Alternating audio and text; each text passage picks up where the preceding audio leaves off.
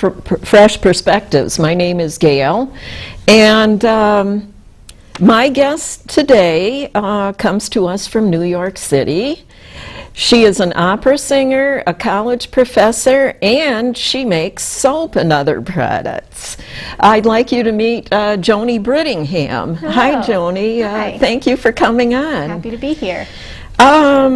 Now, you spent last summer and most of this summer at the Chautauqua Institution. How do you like staying at Chautauqua? Oh, it's lovely. It's nice to get out of the city for the summer.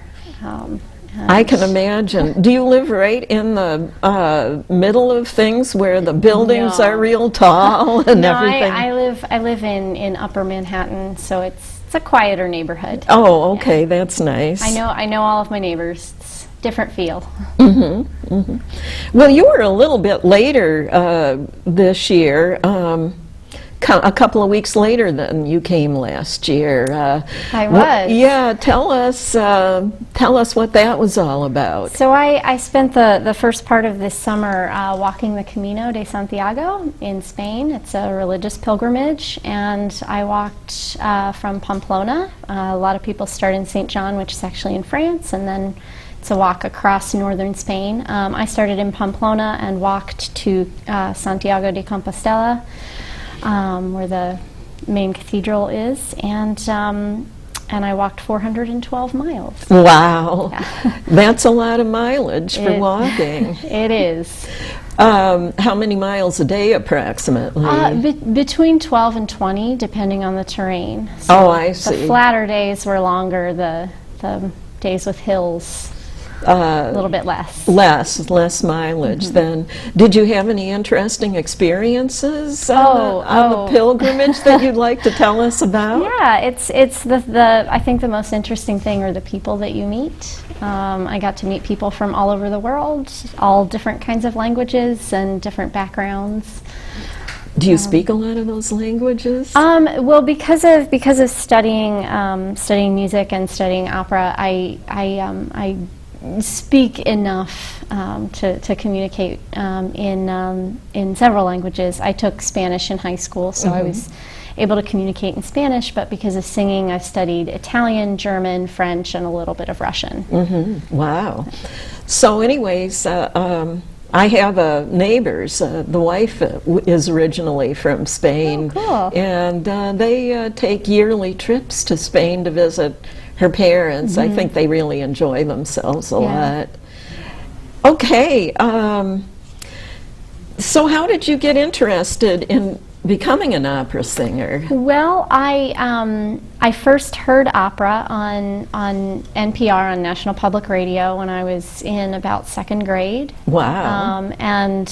And I turned to my mom, and we were in the car, and I said, that's what I'm going to do when I grow up. And I'm from Uniontown, Pennsylvania, so I'm from a fairly small town. You're originally from not too far from here, then. Yeah. I didn't know that. Yeah. And my mom said, okay, sure, because it's not a She thought maybe you were fantasizing. But then I took voice lessons and did all the musicals in high school, and choir and band and everything, and then decided to major in music, and got more and more into classical music, and then did a master's degree, did two actually, in voice performance and music history at Baylor University in Texas, and then just moved on from there, auditioning and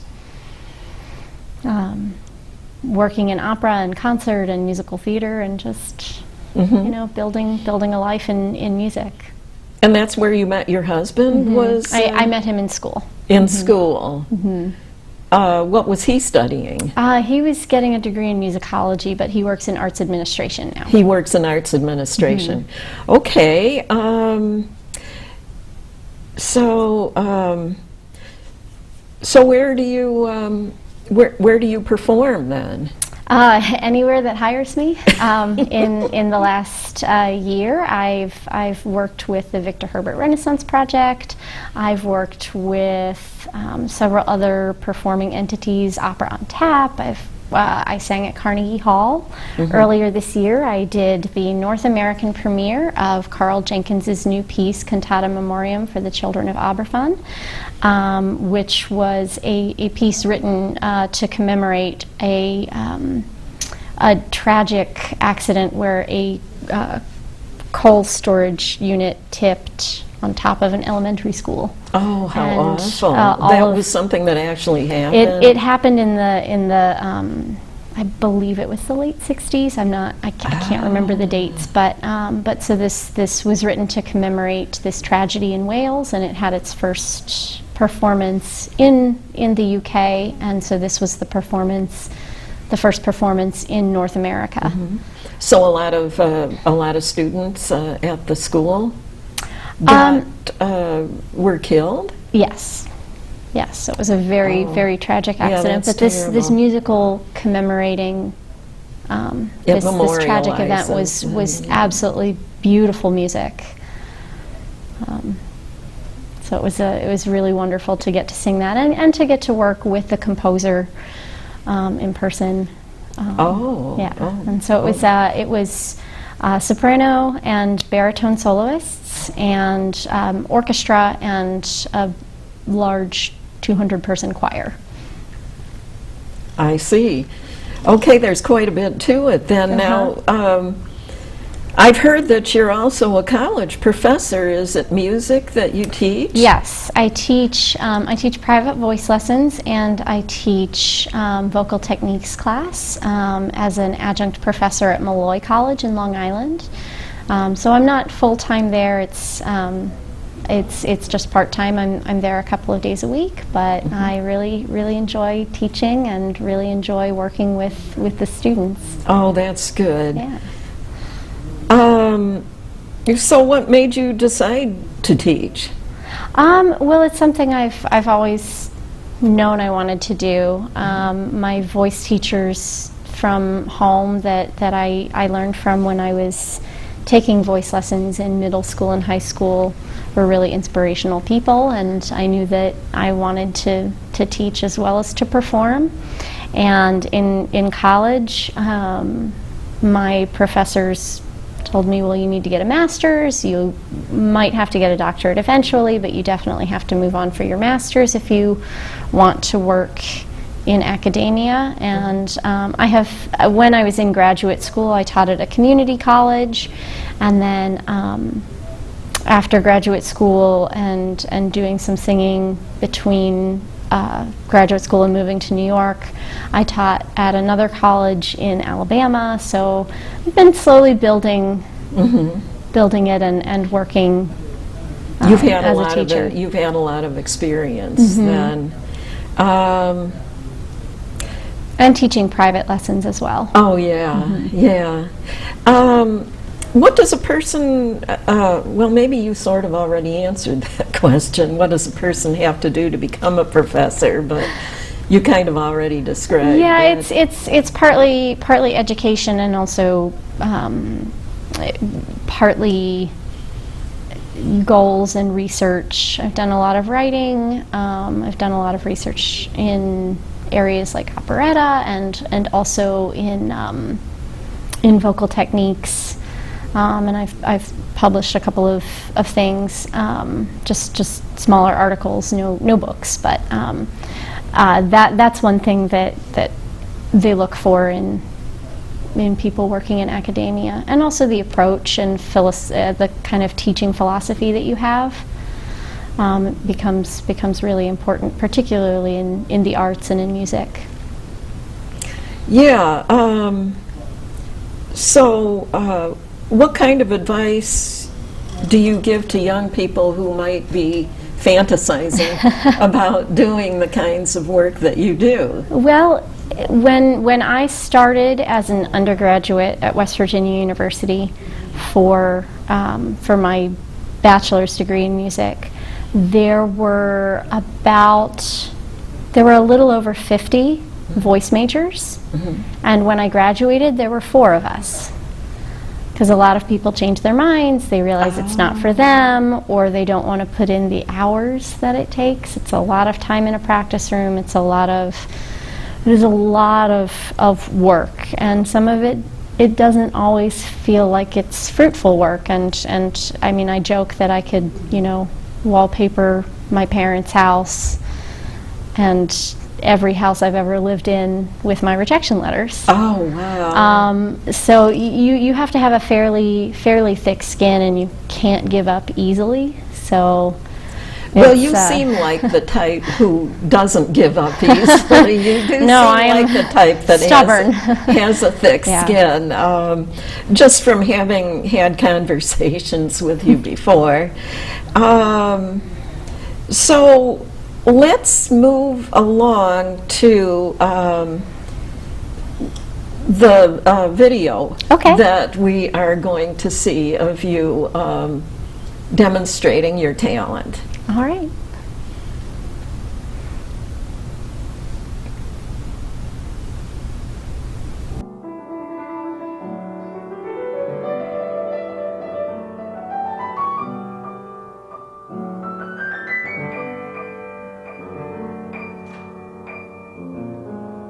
Where am I? Waking or lost in dreams?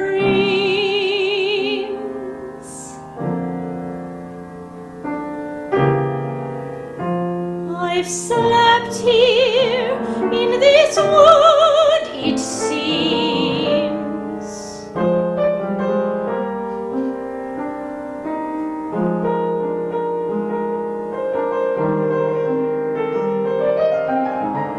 High in the branches, there's rustling and murmuring. Birds are beginning to sing so sweetly from early dawn.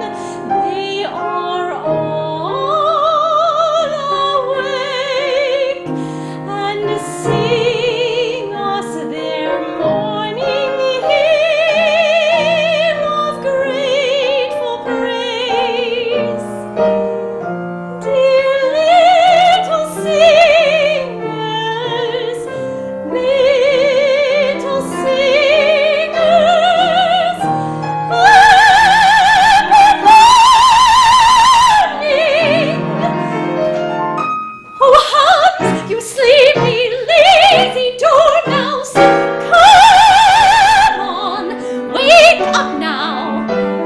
Tiddly-diddly, the day is here. Tiddly-diddly, wake up to hear. The lark has long been singing, on high her song is ringing. Tiddly-diddly, tiddly-diddly, tiddly-diddly, tiddly-diddly,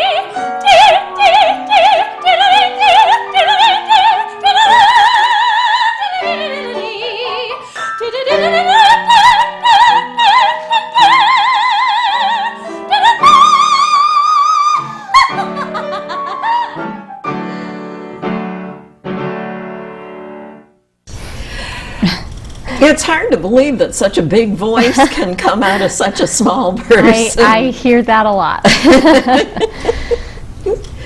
Well, obviously, you have to actually be able to act. You have to actually be an actress, too, to be an opera singer. Oh, very, very much so. I mean, because the expressions on your face, I mean, they just showed a lot of different kinds of emotions just in that one piece. You looked like you were scared at first, and then what was that? That's the aria that Gretel sings in Hansel and Gretel after the children have spent the night in the woods, and they're lost at this point, and they can't. Okay. It's before they get to the witch's It's house? before they get to the witch's house. This is where they wake up, and in this, Gretel first doesn't know where she is, and then she sees how beautiful the woods are, and sees the birds singing, and then sees that Hansel is still asleep, and wakes him up. And then shortly after this, they smell something really wonderful, and then they see this amazing house, and of course, it's the gingerbread house where they find the witch, and it's one of my favorite operas. I'm trying to remember, did that story have a happy ending? Did the kids survive? They did, and Was it they threw her in the they oven? push her into the oven, which I love doing that opera because audiences of children or audiences with children in it, the children will always cheer when the witch gets pushed into the oven. And also, I just, hearing from audience members like my mom or my husband, seeing whenever, the witch has a fantastic aria, and the adults always clap for the performance, and the children look at the adults like they have been betrayed by their parent or whoever's taken them to the opera, because you shouldn't be clapping for the bad guy. But it's always so much fun to hear and see the reaction of children in that opera. That was pretty. That was pretty cute the way that aria ended there. Okay, now we have some pictures to show of from different operas you've been and things you've been in. A few different pictures. Okay. Now, tell us. So this is actually from the curtain call picture of the performance at Carnegie Hall that I mentioned earlier. That was the North American premiere. So you can see the orchestra behind me. You can't see all of the choristers. But that is from Carnegie Hall.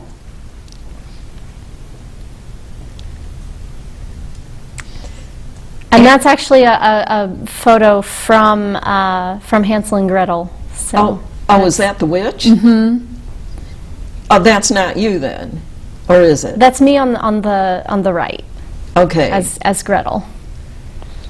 You mean that man is the witch? Yeah, they often cast a man as the witch because it's more imposing. They cast a tenor instead of a. Really? Yeah. Oh, I didn't know that, but I would have thought they'd at least put a wig on. There was, and it didn't work, so they actually went with. So they had it where when the witch was nice to the children, there was a wig. Oh. And then when it was revealed that the witch was scary and mean, the wig went away. Oh. So it was something that they did on purpose to add a scary dimension. That's the love duet from Don Pasquale. So it's the final love duet between the soprano and the tenor. Okay, the tenor. Who was the tenor then? That was about 5 years ago, and you don't remember his name. Sorry. But anyway, that was kind of a love song then that you were singing. Yes. And that's actually another Hansel and Gretel. That's when the children are bored and don't have anything to eat before the mother gets home and sends them out to. Oh, I see. Well, you were showing your acting abilities in that picture too. Yeah. You looked kind of unhappy or something in that picture. That was a pretty expressive expression on your face. Okay, now you also make soap. I do, and I actually have some of my my soaps with me. I started making soap because my husband broke out from some products that he was using. Some commercially. Yeah, just kind of the soap that you buy in the grocery store. So I started making some soap, just and also too, it was a way to control the ingredients that were in it. So for the soaps that I make, for all of them, I use fair trade organic coconut oil.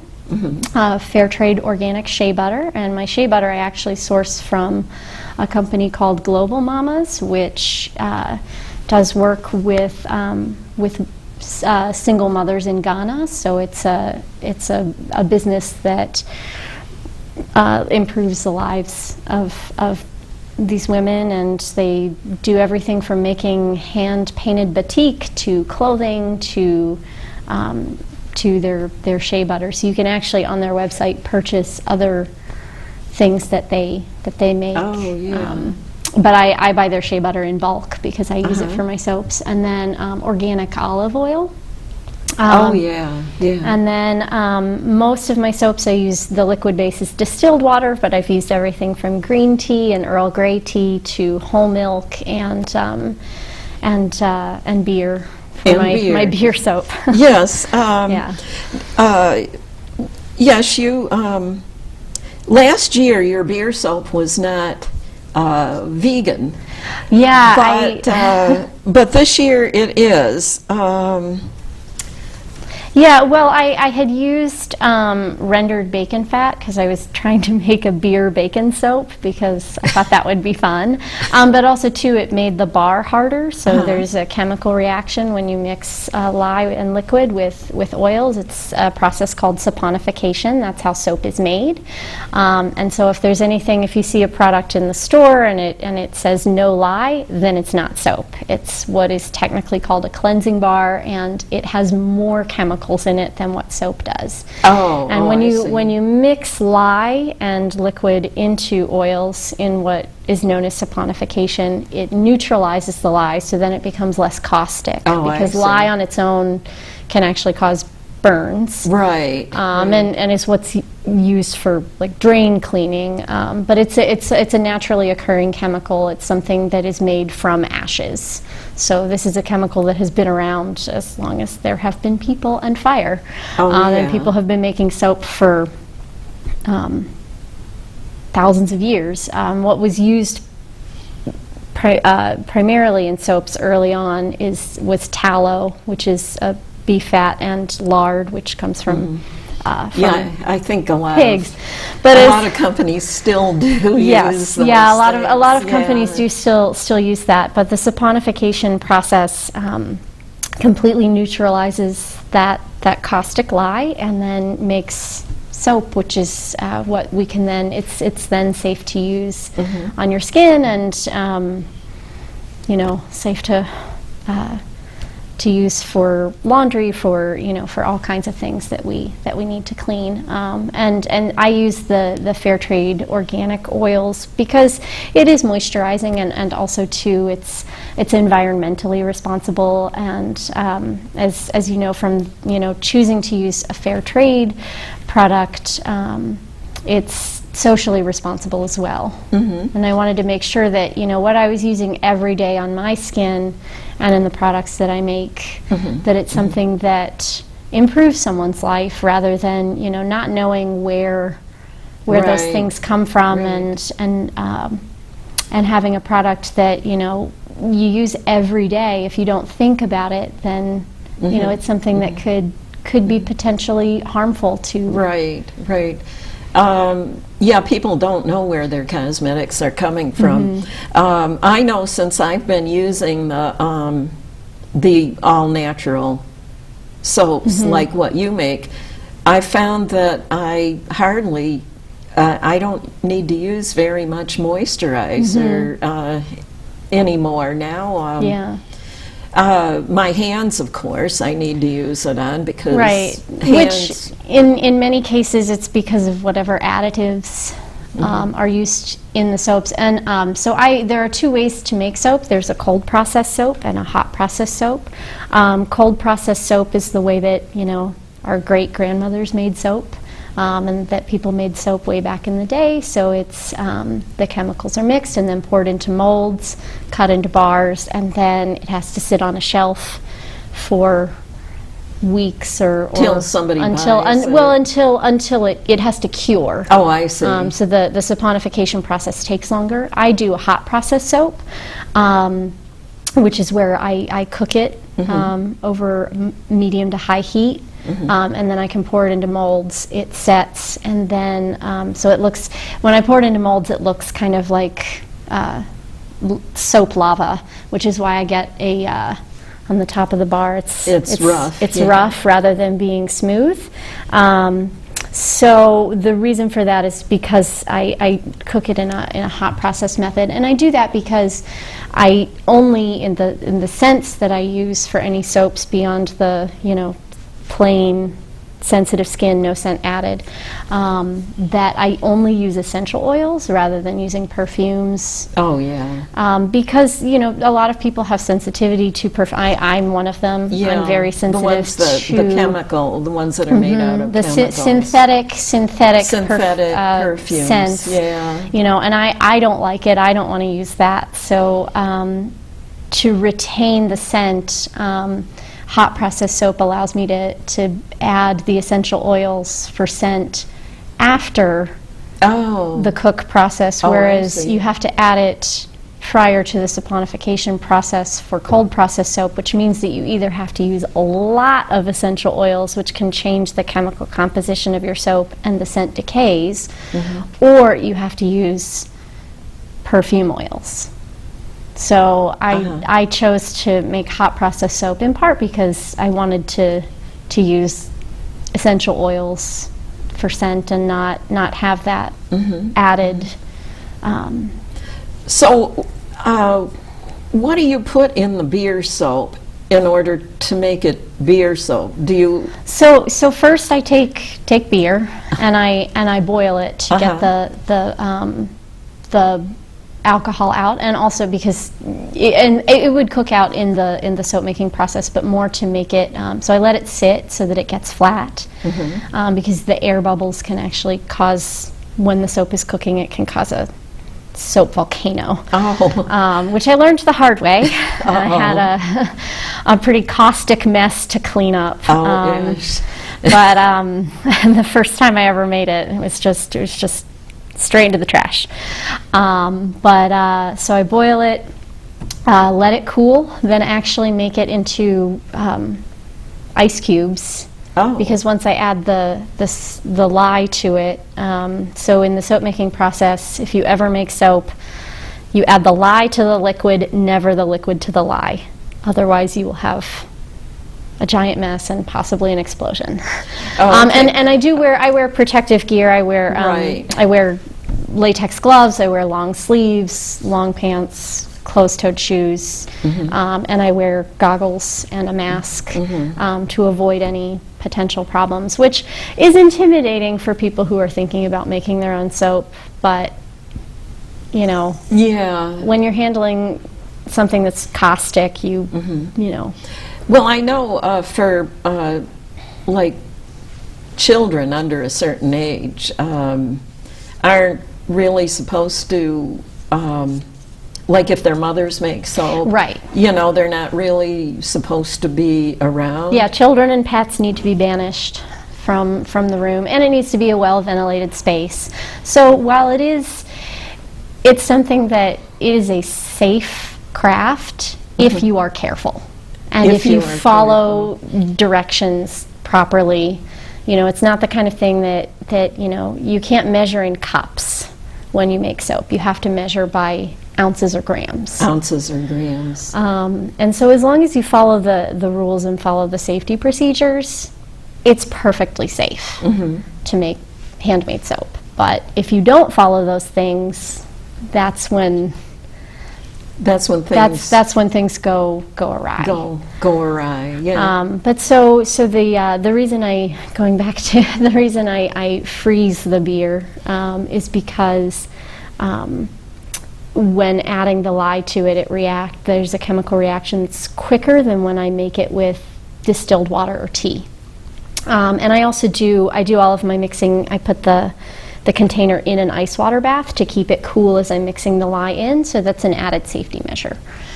I see. So having other ingredients cold, yes, makes it safer. Yeah. So, okay. And these are things that I've learned from, you know, reading a lot of books about soap making, watching a lot of videos, reading a lot of blog posts of mistakes that other people have made before I make them, and you know, so I read a lot of and did a lot of research and learned how to do it carefully before trying it on my own. And so then before I mix the lye and liquid, my first step is to measure out my oils, put them in the crock pot and heat them so that they're liquid, so they completely melt and they're all blended together. Then pour the cooled lye liquid into those warm oils and then blending it with a stick blender until it comes to what's called a trace, so it kind of looks like pudding, but you don't want to eat that. Oh, no, definitely not. Yeah. And then having it cook for about an hour. It depends on which variety it is, and I keep a pretty close eye on it. And then when it's done, doing a pH test, and then pouring it into molds and letting it cool, and then it's ready. Yeah. Now, one thing I wanted the camera to kind of zero in on one of your bars of soap here. We'll be there in a moment.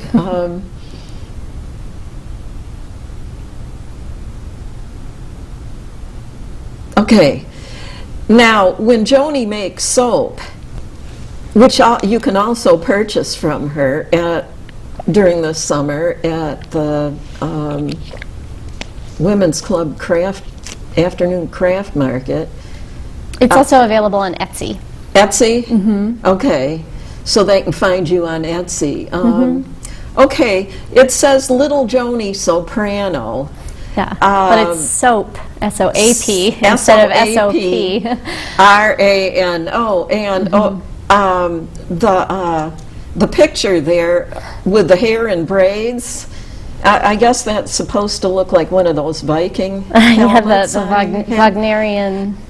The first time I saw you, you were wearing braids. Oh. Getting your hair in braids the first time. Now this particular, it says for external use only. Yes, you do not want to, although a lot of people come up to my soaps and say, oh, this looks and it smells good enough to eat. And it's like, well, it's still soap. It'll taste like soap. Okay. Lavender orange blossom soap, fair trade organic coconut oil, organic extra virgin olive oil, distilled water, sodium hydroxide, lavender essential oil, and neroli essential oil. Okay, so anyways, it really is good soap. I've used it myself. You know what one of my favorite soaps is? It's made by a company called Oromir, I think, from India. It's made in India. Oh. It's called Chandrika soap. And that's always been a favorite with me. I'm not familiar with it. You'll have to check. look You'll that up, have to check it out. It's like green in color. You know, it's really nice soap. I like it. I also don't use dyes, so there's no. I- The colorants I've are just from the noticed- ingredients themselves. So,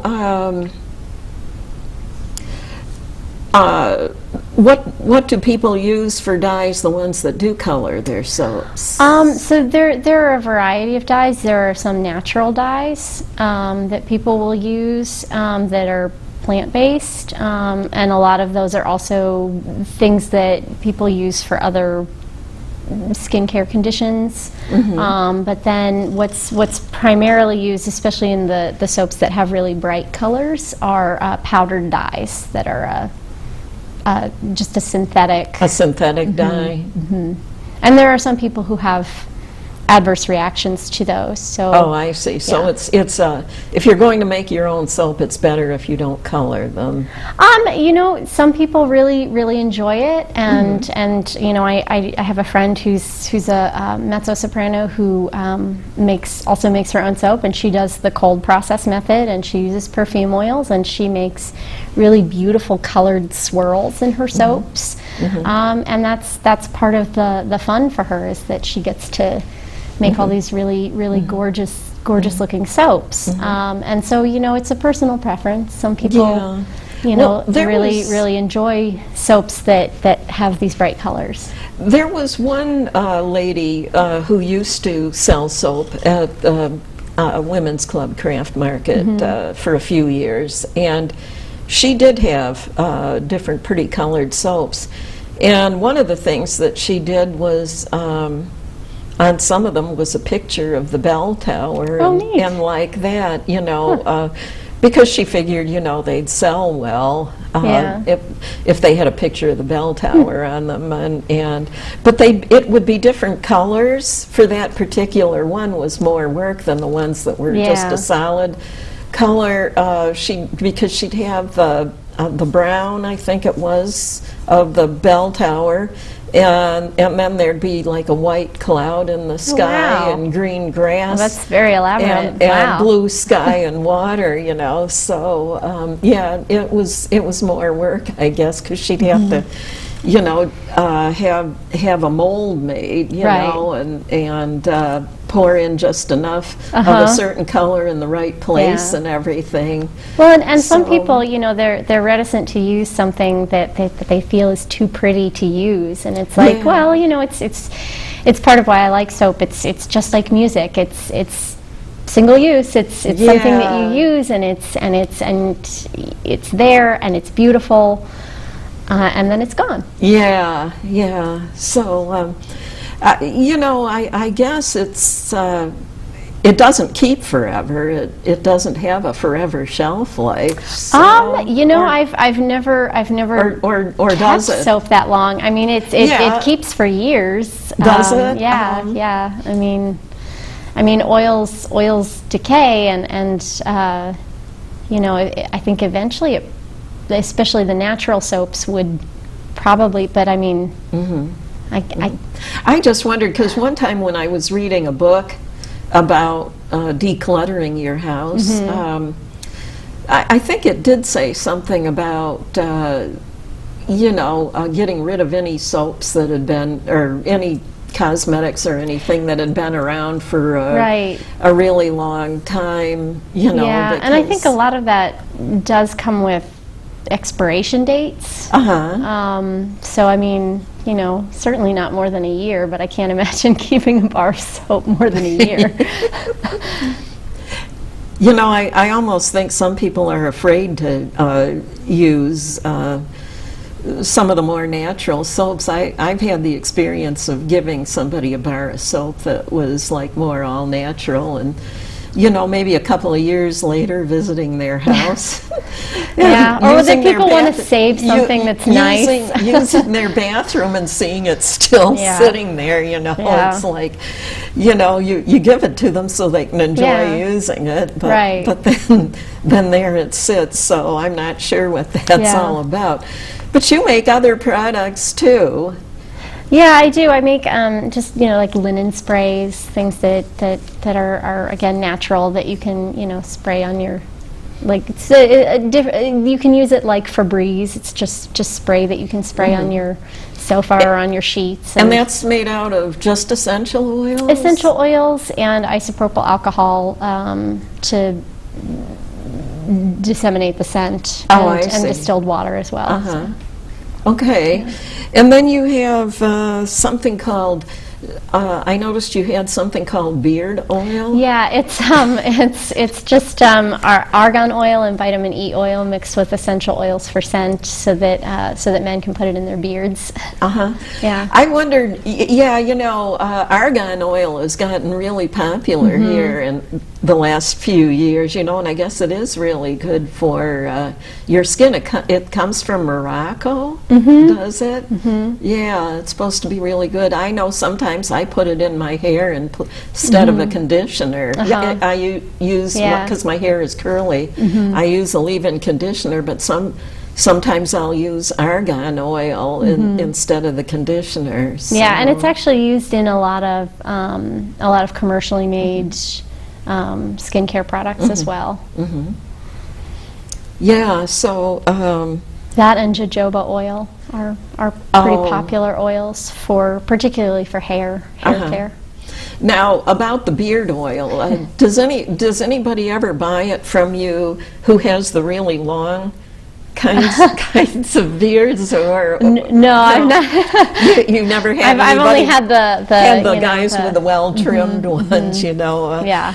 The ones with the really long ones probably They'd probably need a could lot. use it more. I'd probably need a lot of it, though. Yeah, more yeah, than I just a would- couple of drops. I would think that, you know, they would get food slopped in their beard and everything. You'd think they'd have to shampoo Right. their beard every day, and maybe they do, you know.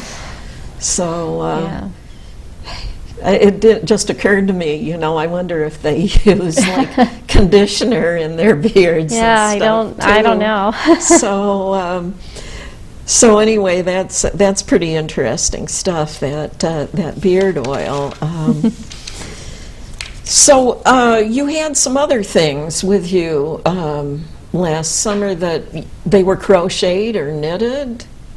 That you said you put the Oh, I made little bags. pouch, little bags. Little cotton Yeah, that you could bags. put the soap in and just use as a loofah. But I didn't have time to make any this year. Oh, I see. Yeah. Yeah, I remember those. They look Yeah. really pretty. Yeah, thank you. And I had used organic cotton yarn for that as well. Yeah, they were really pretty. I should have gotten one from you last year, but anyways, that's everything that you make then. Yeah. Oh, you don't want to tell them about the deodorant? Oh, I mean, I make that for personal use. I don't. You don't sell I don't it. sell that on Etsy or anything. But I do make my own. I make my own natural deodorant because I'm allergic to the aluminum that comes in most deodorants. But I mean, and you can find a fairly easy recipe for homemade deodorant. You can just Google that and find recipes for it. Most either have cornstarch or arrowroot powder combined with baking soda, and then essential oils, and usually a coconut oil or some other kind of oil for.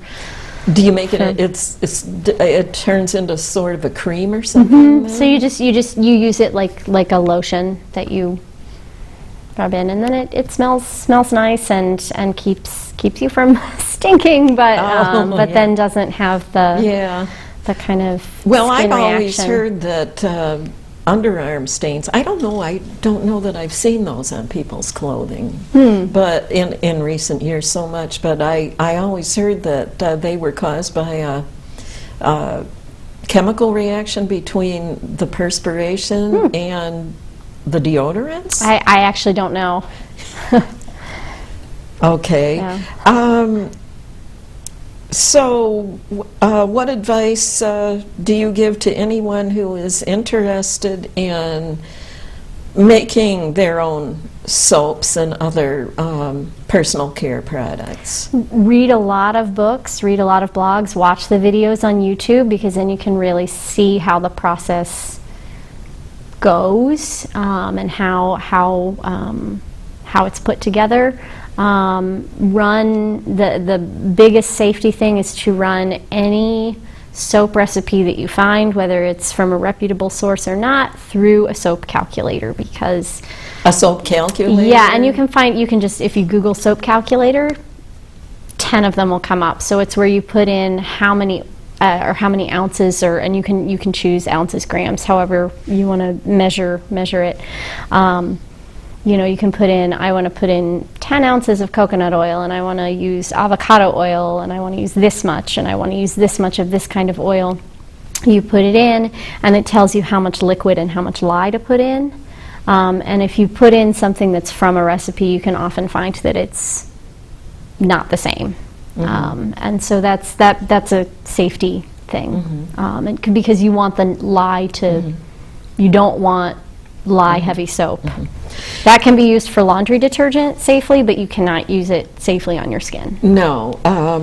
Now, for people, there's a different kind of gloves they can use. You were talking about the protective equipment that you wear.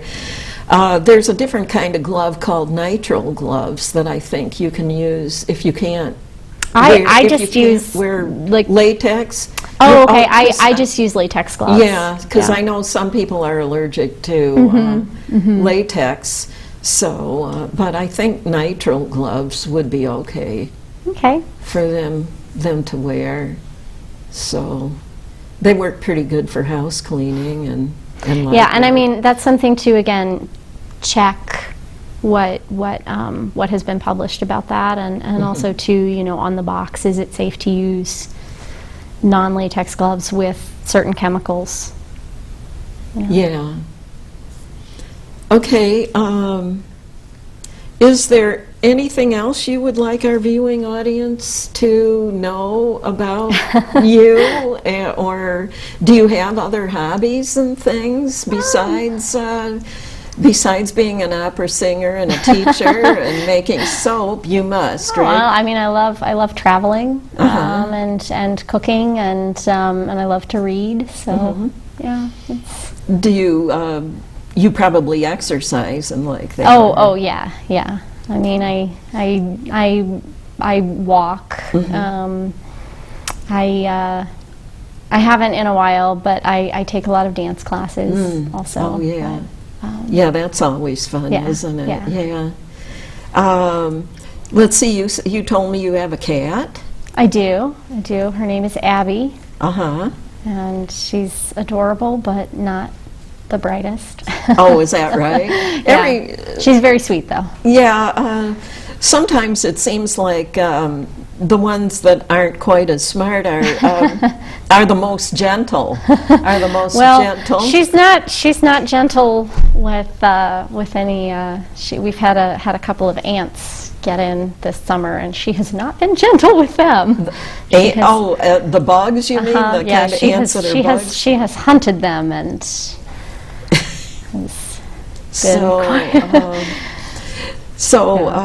But you don't have any children then? No. No? Not yet. Not yet. Yeah. Not yet. So,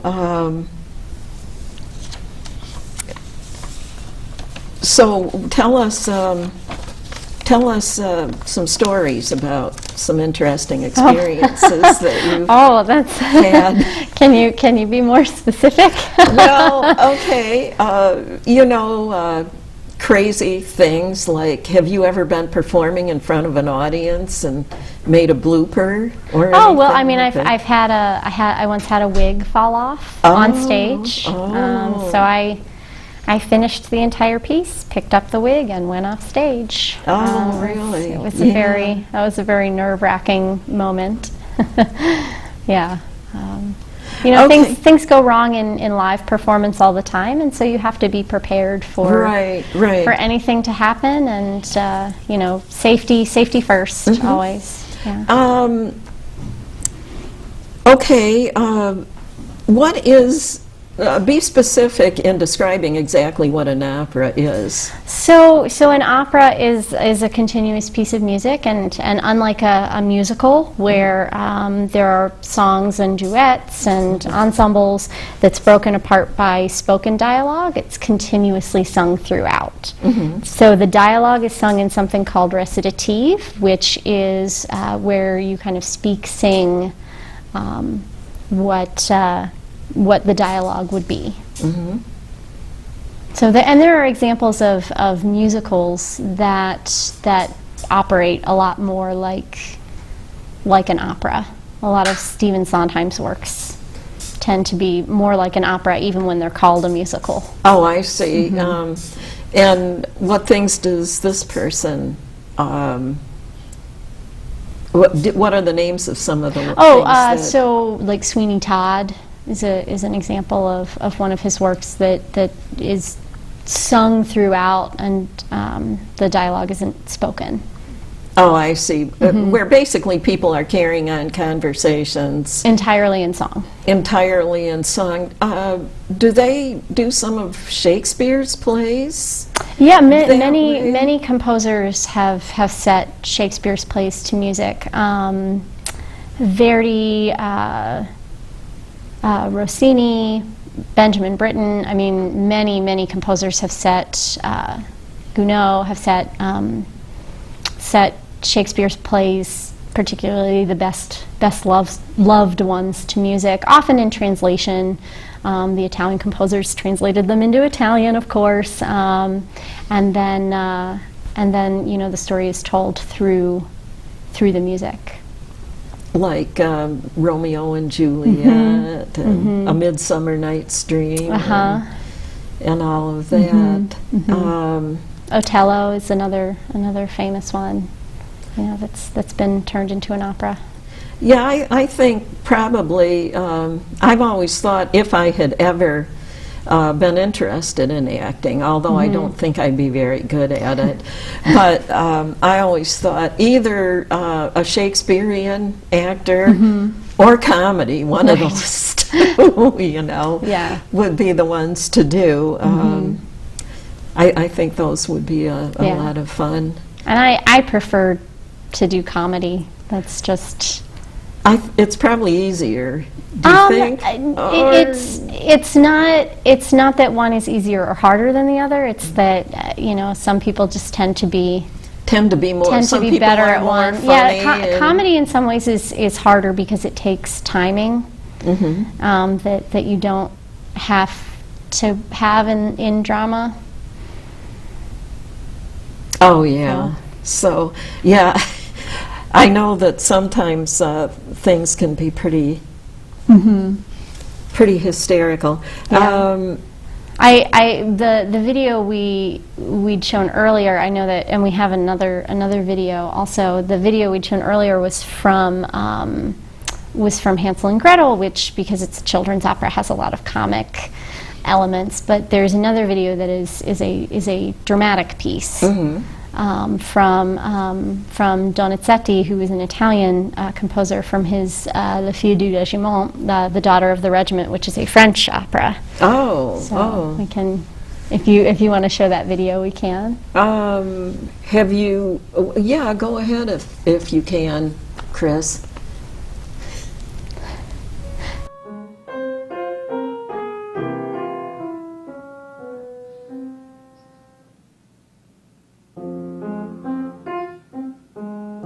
Il faut partir, mais ma campagne éternelle, de sourds mais loin de vous.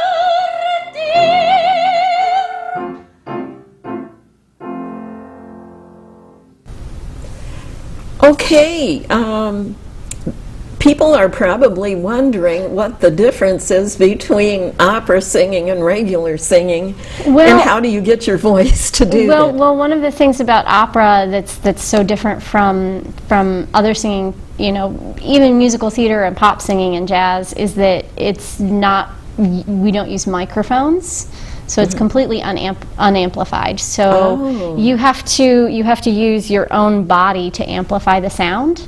As opposed to singing for a microphone, which allows you, you know, when you're singing with a microphone, you can be softer. You can, I mean, it's not that you can't sing softly in opera. It's that soft is very different than when you have a microphone that's picking things up. So it has to be a very focused, very forward sound. There has to be more breath pressure behind it, so that there's that the sound travels farther. So it becomes a real, you know, we have to almost Use the understand acoustics and the physics of sound differently than other musicians do. And also, you know, you train your body very much like an athlete does. I was actually told by an ENT once that I have the lung capacity of an Olympic swimmer. Because the way that I've been trained for opera and for singing, I use my lungs and I use the breath pressure very differently than someone who sings in a different style. Oh, wow.